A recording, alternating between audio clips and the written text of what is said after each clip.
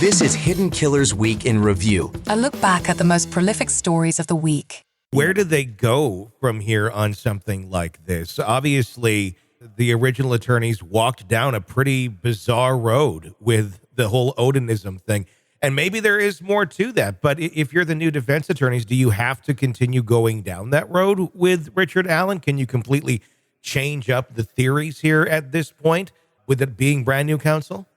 Yeah, you definitely are not beholden to predecessor counsel's motions. Sure. You know? But do you want to, I guess is more the question. I know you can, Well, but yeah, do you want to in this case? Everyone wants to call it fantastical and, like it's crazy. It all came from the discovery. No, I mean, they went so far as to say that it could have been a ritualistic sacrifice. I don't think that is the case. I think that it's evident that the four named people plus the two guards that are named in there all are Odinists. Yeah, without a doubt. Period. It's like I don't know why people are acting like it's so insane. It's like that. But it's like you go down the roads a little bit and it's kind of stops because there's no real history of Odinists sacrificing people. Are there these Odinist guards? Yeah, pretty clear there are. There's quite a few people in the area that subscribe to Odinism. So that part's not insane. It gets insane with how, and I don't want to say that because I don't believe it is insane, but when it goes to such extremes that so many, you start to lose people. And I think you could easily lose jurors as well with it just being on the surface very fantastical. I mean, is that the only defense that they can go with at this point when it's been put out there so strongly? Would it be very bizarre if they were to come back and have a whole different theory, nothing to do with Odinism or maybe another version of this? I found it, bizarre to begin with that they were going to go down that road just because I feel like it makes him look more guilty than he does. Because I feel like he doesn't look very guilty until you start adding Odinism into this and you start adding all these big stories. It starts to feel like a child who is making up a big lie to cover, something very small.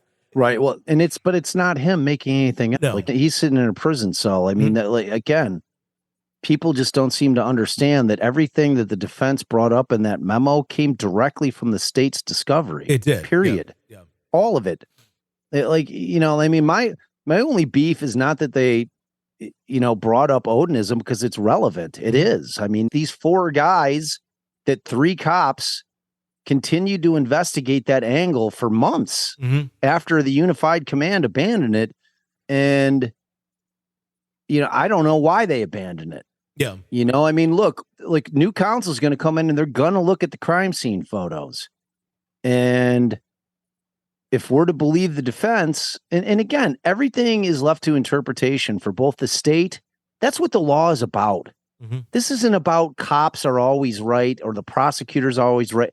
It's not how it works. They have their interpretation because they're trying to get a conviction on a case. They look at the same evidence that the defense does.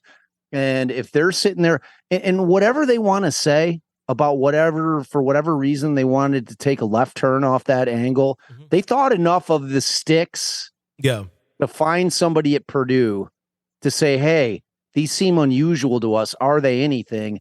And then go so far as to lie about it, like where he is. Yeah. It's weird, man. Yeah. It's like people trying to slough this off. I am so sick of people just blindly believing prosecutors and cops. Like I've been doing this for 20 years in the system on the defense side of it. Don't. Yeah. They're wrong a lot. Sure. And they never own up to it when they're wrong, and it's like if we care about justice for the girls, if all the people with their pitchforks and their torches sitting outside of Richard Allen's cell wanting this guy to go down, if you care about the girls, then what you should be doing is sitting out with pitchforks and forks outside of McClelland's office saying, investigate everybody. Yeah. We're not convinced it's Richard Allen because what they have on Richard Allen is not sufficient to prove anything. I'm sorry. It's not an unspent casing. It's not a bullet that went through a gun that they've matched to Richard Allen. If that's what you think it is, you're wrong. I'm talking to our listeners out there. Yeah. That's not what it is. It's something that was ejected. A bullet that did not, like a casing, a full intact casing was ejected. Like when they racked the gun, boop, popped out. It didn't fire through a barrel. Yeah. And it's for a 40 caliber weapon. They're not going to be able to definitively match it to Richard Allen's. Like I'm breaking news here.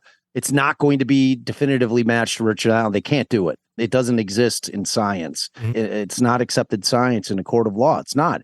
It's worse than ballistics, which is like tool markings and striations on the bullets, and like that is not even really accepted anymore. I mean, like they're working on the technology to make that more reliable scientifically, and maybe they've been able to do that to some extent, but where it's been in the past is not enough to convict people on because it's not reliable science.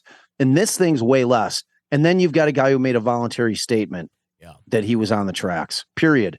That's what you have against this guy. And you've got 4 witnesses that all describe a completely different looking person. To me, you're going to put somebody to death on that? I don't think so. Not in this country, So they're going to come on and they're going to look at it all, Tony, and they're like, will they take that entire path on the Odinism? Like, I doubt it. But are they going to abandon it altogether? No, because you can't ignore it. You've got people making admissions. I mean, like people are really acting like this guy EF will use his initials, like that he didn't just flat out tell 2 of his sisters that he was there the day that it happened. Mm-hmm. Like, where's it? Like, so it's before there's news reports. And she went and took a polygraph that what she was saying was true, that her brother had confessed that he was there and that he spit on one of the girls. Theoretically, his DNA should be. I mean, how are people just ignoring that? Why are these pieces not coming to light more, and we're focusing over in these other areas? Yeah. So we'll see how it plays out. I mean, for now, I mean, the Franks hearing was something that we were talking about. It looked like it was going to be coming to light at some point to identify if there was some wrongdoing by Liggett and some of the officers. Is that just all on hold indefinitely now until a new defense can get a grip on what's going on? So this could likely, he's going to sit there until next year at some point to even get there. Yeah. And remember, the Franks motion is pending, and the motion for immediate transfer out of Westville prison is still pending, which until the attorneys that's not a rocket science type motion. I mean, new counsel, if they've been appointed, like the way this process goes is Gull's like talking to lawyers. Okay, who can handle this case locally? Like, going out a few counties. Somebody within, driving distance. Yep. And she's going to say, who are they? Whether they're from Indy, I don't care where they're at, but I want competent lawyers on this thing. Mm-hmm. I want lawyers that are going to, if she puts in 2 punching bags, it's going to be a problem, because you can't go from 2 guys that were fighting like hell to 2 guys that are complete pushovers or gals, whatever the case may be, to, just 2 people that aren't doing the work and that are just letting this thing steamroll towards a railroaded, defendant getting convicted, and the girl is not getting justice because we'll never know, or that Richard Allen gets killed in prison because they're just leaving him in there. Yeah, almost. I mean, what happens? Yeah.